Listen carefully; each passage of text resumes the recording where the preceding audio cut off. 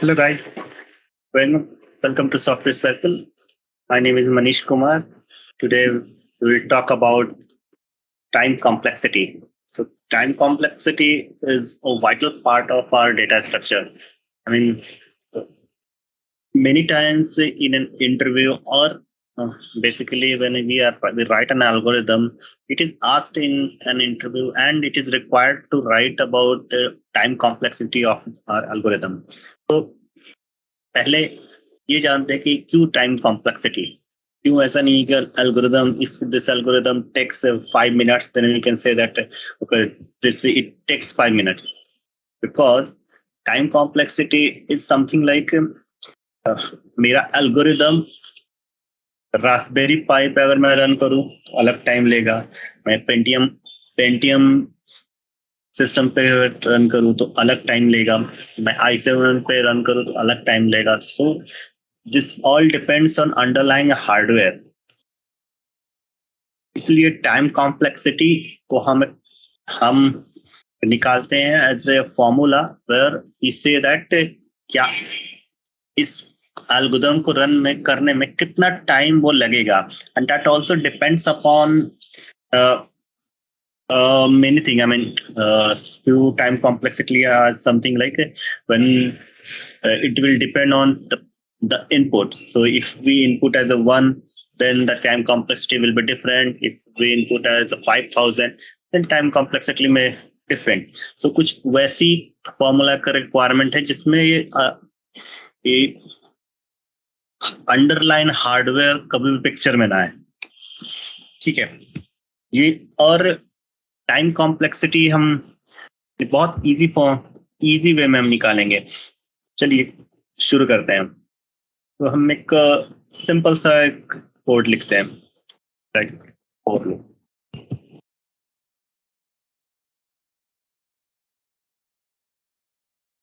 Equals to 0 I less than n I plus plus.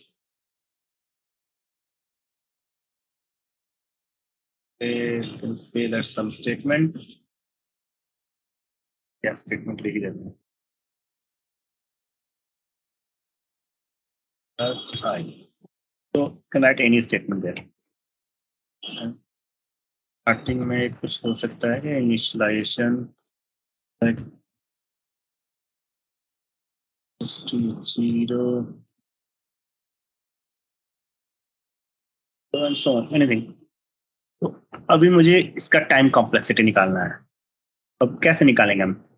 तो first formula is not formula, the process, the easy process of fetching the time complexity is हमें fragment में निकालना है. अगर मेरा ये piece of code है तो हम पहले इसको लेते हैं, फिर हम इसको लेंगे, फिर हम इसको लेंगे. मीन्स फ्रेगमेंट में टाइम कॉम्प्लेक्सिटी निकाल कर हम फिर लास्ट में ऐड कर देंगे तो हमें पूरे एल्गोरिथम का टाइम कॉम्प्लेक्सिटी मिलेगा. तो अभी दिस इज जस्ट इनिशियलाइजेशन. अब ये फॉर लूप हमारा एक बार चले या एन टाइम चले, डज नॉट मैटर, ये हमेशा उतना ही टाइम लेगा. तो हम बोलते हैं इसको कि कितना टाइम ये लिया. ये इनिशियलाइजेशन हमें कुछ तो constant time लेगा. So we can say that it takes around 1. So just say एक constant time ये ले रहा है. ठीक है, अब यहाँ आते हैं. अब x equals to x plus I, इसका मतलब कि seems like 1. okay, इसका मतलब कि ये I की वैल्यू जितनी भी हो, whether it is 0 और 10,000 और anything, ये हमारा उतना ही टाइम लेने वाला है, because this is an addition. Of course वो 2 plus 3 would take different time than 2 plus 9,999. So fraction of second, कुछ fraction of time कुछ कमी, कुछ डिफर ही करेगा, बट अभी वो इग्नोर करते हैं. तो we'll just say कि ये कांस्टेंट टाइम लेगा, तो हम इसको बोलते हैं कांस्टेंट 2, सम कांस्टेंट टाइम. ठीक है, अभी ये कांस्टेंट टाइम ले रहा है तो ये जो कैलकुलेशन है कितने बार होगा. अगर n की वैल्यू 2 हुई तो ये दो बार 2 बार ये रन होगा, तो ये कांस्टेंट टाइम हमें 2 बार लगेगा. We can say that 2 into constant 2. अगर ये 3 टाइम्स होगा तो 3 into कांस्टेंट 2. अगर 4 times, same and so on. If it is taking n times तो n into कांस्टेंट 2. ठीक है. तो अभी हम यहाँ आते हैं कैलकुलेट करने के लिए. So what is to take, अगर हम बोले कि ये इसका टाइम कॉम्प्लेक्सिटी का कितना होगा, तो हम ये बोल सकते हैं cons 1 plus n cons 2, n into cons 2.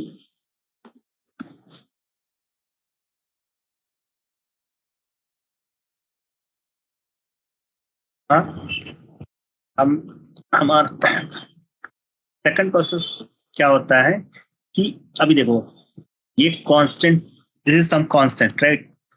कुछ टाइम लगा इसमें, इसमें भी कुछ टाइम लगा, but this is n into, हम ऑलवेज जानते हैं n could be anything. n could be वो इनफाइनाइट हो सकता है, बहुत बड़ा नंबर हो सकता है. बेसिकली n यूज ही किया जाता है बहुत बड़े नंबर के लिए. तो हम ये इजिली बोल सकते हैं कि भाई ये ऑलवेज बड़ा होगा इससे. तो सेकंड हमारा प्रोसेस क्या बोलता है कि हम ऑलवेज रिमूव करें लोअर टर्म को. यहाँ कांस्टेंट 1 लोअर है, ये बिगर है, तो हम जस्ट इसको रिमूव करते हैं और हमारा यहाँ आता है फॉर्मूला cons 2. अभी नेक्स्ट ये प्रोसेस क्या बोलता है कि हमें कांस्टेंट जस्ट रिमूव करना है, हमें इग्नोर करना है कांस्टेंट. तो अभी ये कांस्टेंट हमें इग्नोर करना है. ये रहा हमारे पास कांस्टेंट, तो हमें जस्ट इग्नोर करते हैं. तो हमारे पास क्या आया, n. तो टाइम कॉम्प्लेक्सिटी इसका हो गया big O of n. तो इस तरह से टाइम कॉम्प्लेक्सिटी कैलकुलेट होती है. अब हम बोलेंगे ठीक है, अभी थोड़ा और इसको कॉम्प्लेक्स करते हैं और मे बी इस इक्वेशन को बड़ा करते हैं. नाउ वी से दैट एक और फॉर लूप है, that was I, then j equals 0, j less than n, then j plus plus some statement.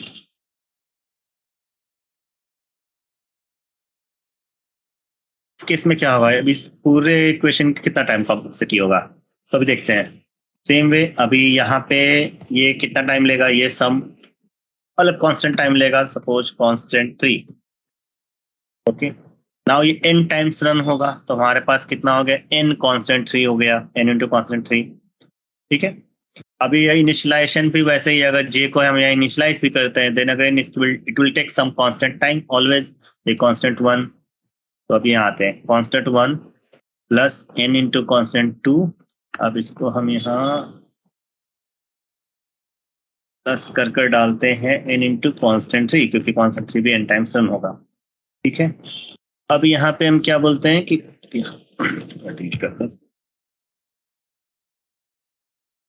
अब यहाँ ओके, यहाँ पे हम क्या बोलते हैं कि भाई चलो ये कांस्टेंट, हमें ये कांस्टेंट और n into constant 2 n into constant 3. तो यहाँ पे हम, चलो यहाँ पे हम पहले इसको रखने देते हैं कांस्टेंट 1. ये कांस्टेंट ये हमेशा छोटा ही होने वाला है, तो हम यहाँ सिंपली इसको यूज करते हैं n into constant 2 and n into constant 3. तो आगे हम अगर इसको n को कॉमन ले लेते हैं, तो कांस्टेंट 2 प्लस कांस्टेंट 3. ठीक है. अब हम बोले कि n कांस्टेंट 2 प्लस कांस्टेंट 3, तो हम इसको बोल सकते हैं चलो इट में बिकम कांस्टेंट 4. कुछ और वेरिएबल. अगेन हमें ये कांस्टेंट नहीं चाहिए, कांस्टेंट ड्रॉप करना है, तो हमारे पास ये बचा कितना, हमारे पास बचा ये n. Now again this is O n, big O n, ये हमारा कांस्टेंट. तो इसके लिए भी हमें इसके लिए भी सेम ही टाइम कॉम्प्लेक्सिटी रहेगा और इस तरह से इसको फॉर्मूले से निकालते हैं। देन अभी हम इसको थोड़ा और कॉम्प्लेक्स करते हैं। अभी हम ये रिमूव करते हैं और हम थोड़ा नेस्टेड लेते हैं, तब देखते हैं ये कितना लेता है। इसको हम आई पहले का था, इसके अंदर जे करते हैं और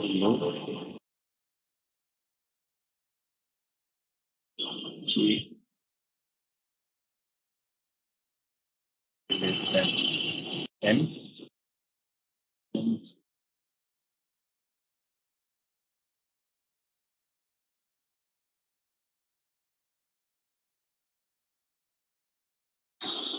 अभी यहाँ पे आ गया। अभी ये क्या होगा, आई का हर आई के वैल्यू के लिए ये n टाइम्स रन होगा। अभी हम अगर यहाँ हम बनाते हैं अगर आई जे,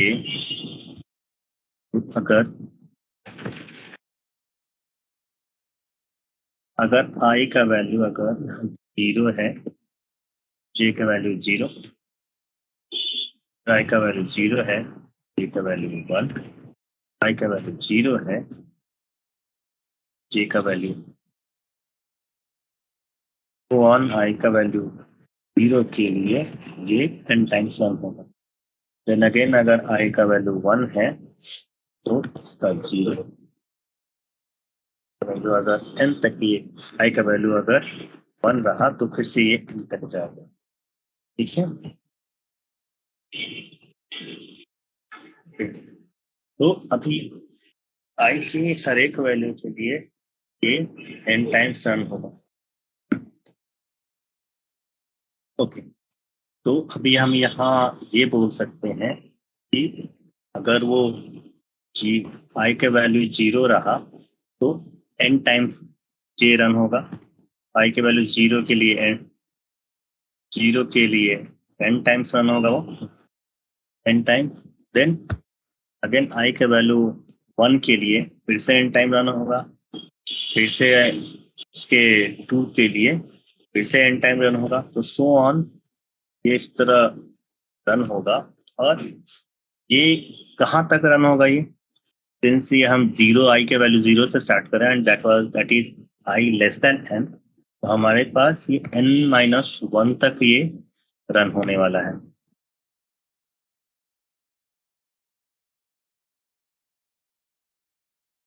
ठीक है, अगर इसको n को कॉमन कर ले तो यहाँ n+1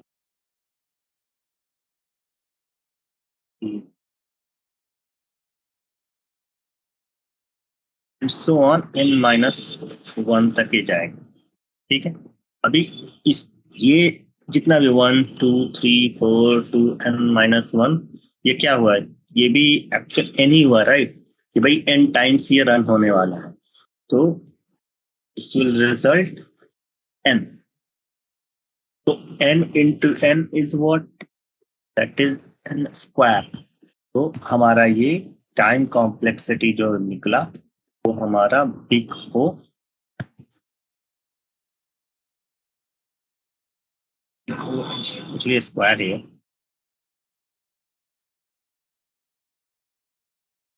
n स्क्वायर, ये इसका टाइम कॉम्प्लेक्सिटी निकला। सो गाइस 3 वे से हम लोग टाइम कॉम्प्लेक्सिटी निकाल सकते हैं, which is calculate in fragment, break your code in fragment, की सबका अलग अलग हम टाइम कॉम्प्लेक्सिटी निकालते हैं कितना टाइम वो लेगा, और देन उसके अकॉर्डिंग एंड में हम सब प्लस कर देते हैं।